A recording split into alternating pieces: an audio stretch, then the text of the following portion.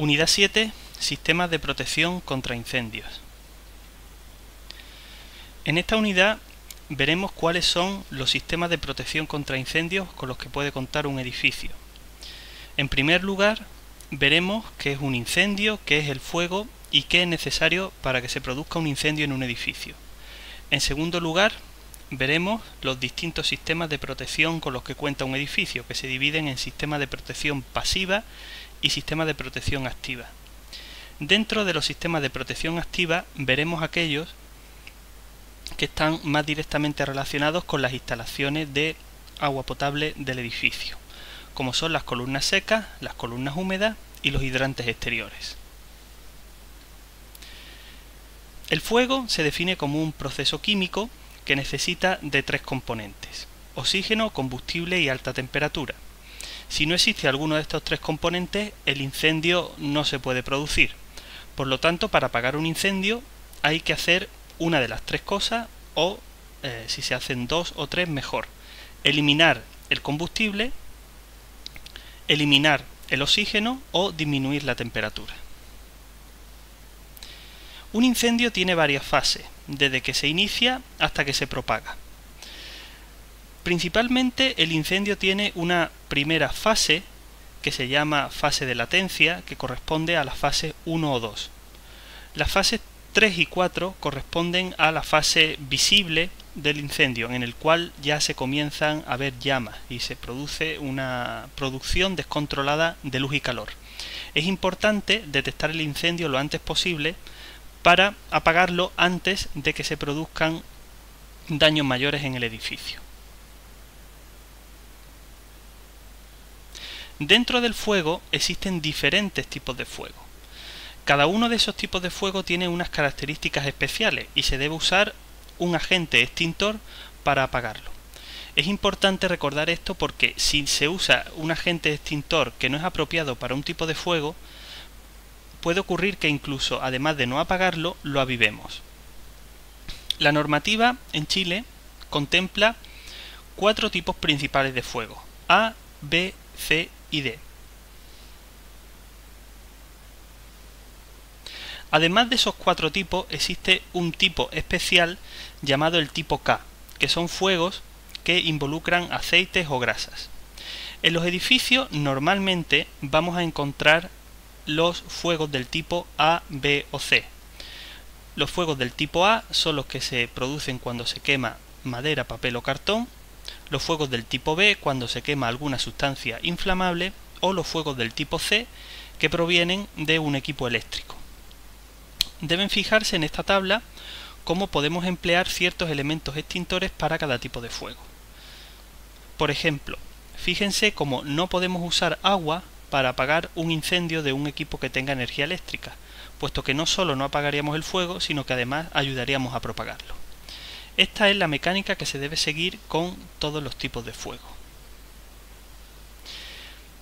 Aquí se les da una lista para que tengan claro cuáles son las normas aplicables a la extinción de incendios en edificios. Esta lista se da a título informativo.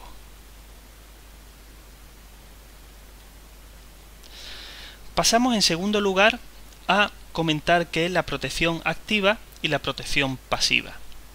La protección pasiva trata de mejorar el diseño del edificio para evitar incendios y, si se produce un incendio, evitar que produzca grandes daños a los ocupantes o a lo que está dentro del edificio. Es la protección más importante, ya que un buen diseño es la mejor protección que puede tener un edificio ante los incendios. La otra tipo de protección es la protección activa. Se trata de armar al edificio con elementos adicionales para, una vez que se ha producido el incendio, alertar a los ocupantes y apagarlo lo antes posible. Dentro de los sistemas de protección activa vamos a comentar en primer lugar aquellos que están contemplados por la normativa chilena, en concreto por la OJUC. Tenemos dos tipos: los pasillos protegidos y las zonas verticales de seguridad. Ambos elementos tienen una filosofía muy simple, y es: en un edificio con cierto tamaño se debe de dotar a los ocupantes de unos espacios seguros por los que escapar del edificio. Tanto los pasillos protegidos como las zonas verticales de seguridad tienen unas condiciones que aseguran esta protección. En el caso de que haya un incendio, lo primero que debe hacer un ocupante es entrar en un pasillo o en una zona vertical de seguridad y buscar la salida lo antes posible. En esta diapositiva pueden ver un resumen de las especificaciones técnicas que tienen que tener estas zonas. Otro sistema de protección activa muy eficaz es ubicar las zonas y locales de riesgo especial en lugares que no sean de paso y que estén apartados de donde están concentrados los ocupantes. Cuando hablamos de zonas de riesgo especial, hablamos por ejemplo de salas de calderas, almacenes donde se almacenan sustancias combustibles, por ejemplo papel, cartón, gasolina, etcétera, etcétera. Un buen diseño siempre tiene que contemplar situar estos locales y zonas de riesgo especial en sitios aislados, es decir, que no produzcan un obstáculo a la hora de evacuar el edificio. Pasamos ahora a ver los sistemas de protección activa. Como hemos dicho, estos sistemas actúan una vez que se ha generado el incendio. En primer lugar, vemos las señales. Las señales de protección contra incendio están reguladas por la NCH 2111 del año 1999. Aquí tienen un resumen escrito y gráfico de todos los tipos de señales que pueden encontrar en el edificio. El segundo tipo de medio de protección activa que podemos encontrar son los detectores de incendios. Existen diferentes tipos, como los que ven en la tabla, y dependiendo del tipo que sea, detectan el incendio en una fase o en otra. Por ejemplo, si ponemos detectores iónicos u ópticos, detectaremos el incendio mucho antes. Por lo tanto, este tipo de detectores son mucho más seguros y mucho más convenientes que, por ejemplo, los detectores termovelocimétricos. El siguiente tipo de sistema de protección activa son las alarmas. La OHUC, en su artículo 438, nos dice qué condiciones tenemos que seguir para poner las alarmas en un edificio. Tenemos dos tipos principales de alarmas, las que emiten una señal acústica o las que emiten una señal visual.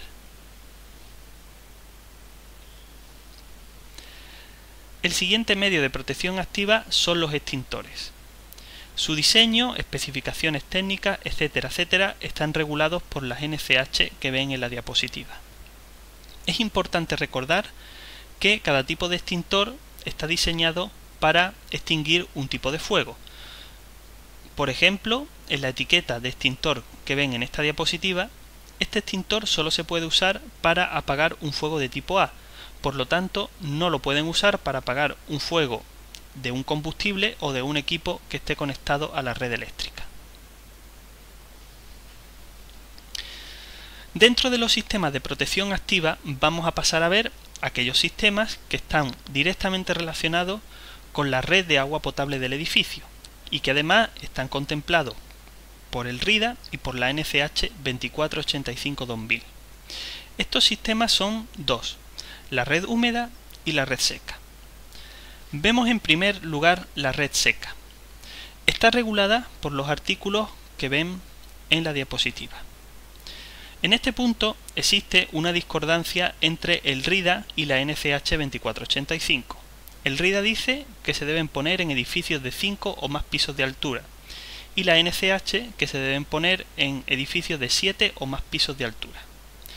En este caso, para estar del lado de la seguridad, debemos escoger el criterio más restrictivo. Una red seca se compone de los componentes que ven en la siguiente ilustración. Se denomina red seca porque efectivamente normalmente no está cargada de agua. Esta red tiene unas conexiones exteriores. En el caso de incendio, llega el camión de bomberos, se conecta a la conexión exterior y carga la red de agua.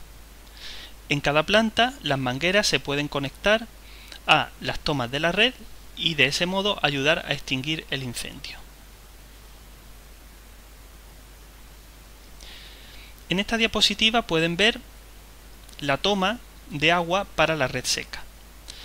Sus condiciones están reguladas por el RIDA y las pueden ver en la diapositiva.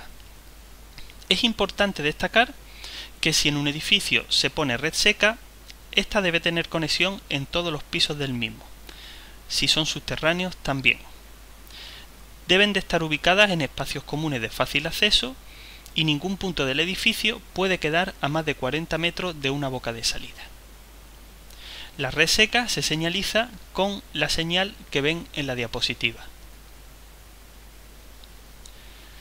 El otro tipo de sistema de protección activa, que está directamente relacionado con las instalaciones de agua potable del edificio, es la red húmeda. Como su nombre indica, se diferencia de la red seca en que está siempre conectada a la red de distribución de agua potable del edificio. En este caso está regulada por el RIDA, en su artículo 53. Dice que tenemos que poner una red húmeda en edificios que tengan 3 o más pisos o edificios destinados a la reunión de personas, entiéndase por ello edificios públicos. En la imagen pueden ver lo que se denomina una boca de incendios. Estas bocas se tienen que situar como mínimo en cada planta del edificio y ningún punto del edificio puede quedar situado a más de 25 metros de una boca. Sin embargo, se puede superar esta distancia si aseguramos que la presión de salida en la boca es de al menos 8 metros columna de agua. Al igual que en la red seca, la red húmeda debe ir instalada siempre en los espacios comunes del edificio y en sitios de fácil acceso.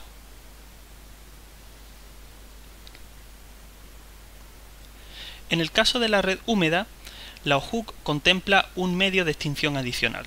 Son los estanques de reserva para la red húmeda.